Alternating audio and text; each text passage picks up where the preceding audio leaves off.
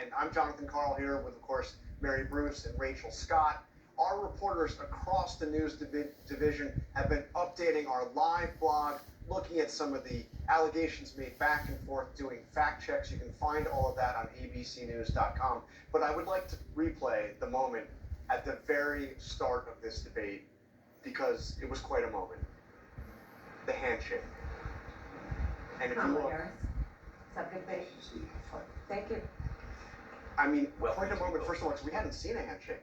We hadn't seen a handshake in a long time. She initiated that one. And Yeah, not only did she initiate it, she walked over to him and sought him out, put the hands out, and also made the first place. And probably had a plan if he hadn't. Yeah. Put his hand out. Interesting. So more at the bottom line, would you? I think clearly what Kamala Harris wanted to do was be the candidate of hope, the candidate of the future. Donald Trump seemed angry within 4 minutes. I think we saw him going from very serious at the beginning, never really seemed to look at her, to just angry. I mean, really yelling at some points, trying to make his points. I don't think we heard a lot of policy and plans on either side of that, despite those questions over and over again. But what you had was that optic. You had Kamala Harris looking over, baiting him again and again and again.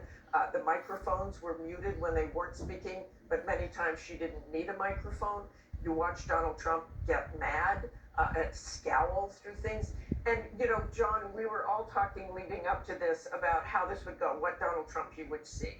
I think he had a plan for talking about what he saw as a next term, but then he was talking about rumors about people eating their neighbors' pets. So he really devolved into that. I mean, look, Kamala Harris didn't really explain some of the big questions that were out there about why she changed her policy views on so many things. Part of the reason is Donald Trump really was not effective in bringing the debate to her. I agree with you. I think that he looked not just angry, but also rattled.